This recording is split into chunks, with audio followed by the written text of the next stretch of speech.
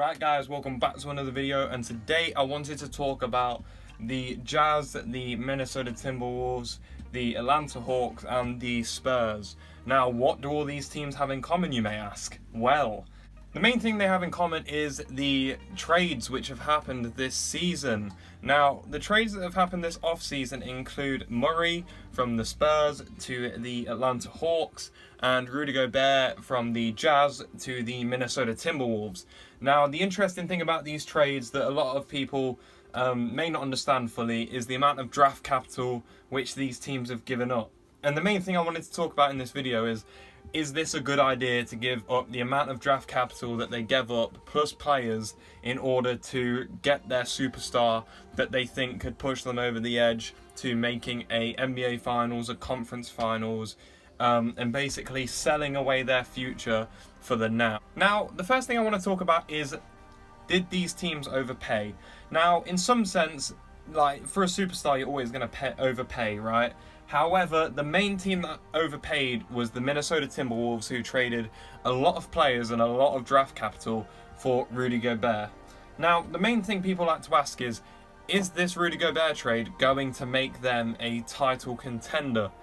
Now, I think at that point, you've got Cat, you've got Ant, and you've got Rudy Gobert. Now, that's a big three. However, you've got to make sure that Ant is progressing at the rate that he needs to be that superstar, kind of all-star level guy, which is an interesting thought, right? Is he going to be that guy? And they obviously are banking on the fact, like Draymond Green said this as well in his podcast, they're banking on the fact that he is going to be a superstar, all-star level guy. Now, I don't disagree that Ant is going to be a great player next season, and obviously, with being such a young guy, he's going to progress very well throughout the upcoming years. However, it does get to the point where you think, was it worth it trading away a lot of your future for this Rudy Gobert? And some may say, no, because you're basically selling away however many years of your franchise for, I'd say, about 4 years. Like, so you're selling away quite a lot of time, and you're getting Rudy Gobert, who is a superstar right now, and a consistent all-star level player, a defensive player of the year multiple times. You're getting a great player here. But the question is, does it push them over the edge? Similarly, you can talk about Murray.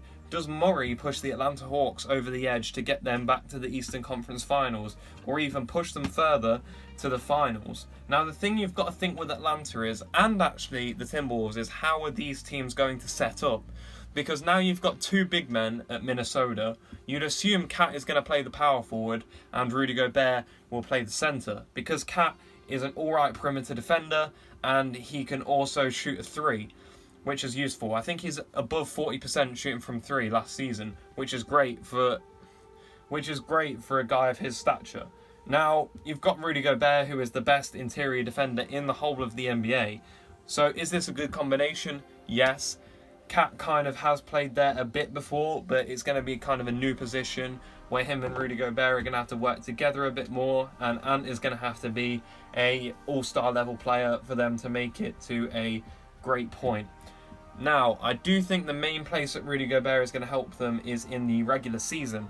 We've seen Rudy Gobert with Donovan Mitchell improve the Jazz to a point where they're one of the best teams in the regular season every single season that they've been together.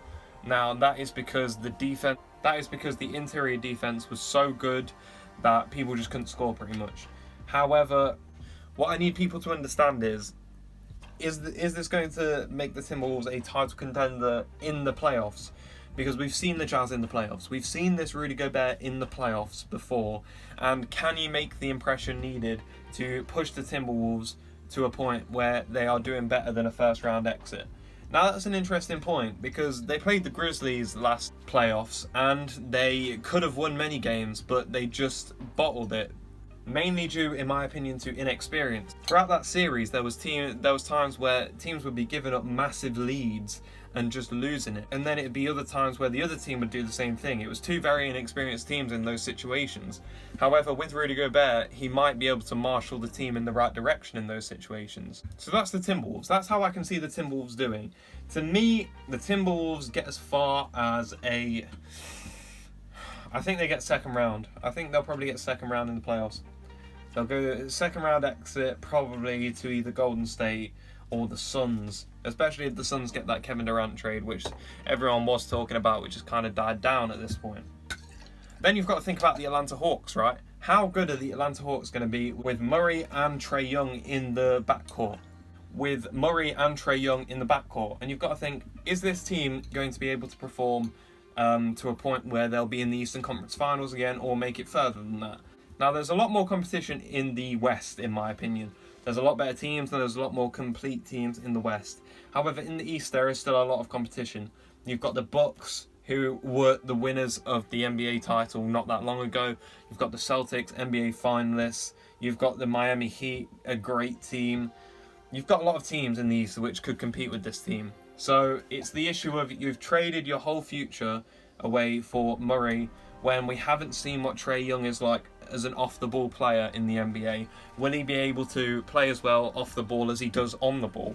Will he be able to impact the game while Murray is handling the ball? These are all questions which need to be asked, and they aren't obvious questions to me. We haven't seen a lot of them, and I just think it's a big issue if you're spending so much on bringing these players in. Now, for Murray, it's not, the trade situation wasn't as, the payment for Murray wasn't as much as it was for Gobert. Now, I think the Gobert trade was a bit overpriced. The Jazz got a good deal for that. However, obviously now they're going to have to go through a rebuilding season. Well, a couple of seasons likely. However, you've got the Atlanta Hawks, who really want to make an impact, with Trae Young, who is obviously an all-star level player.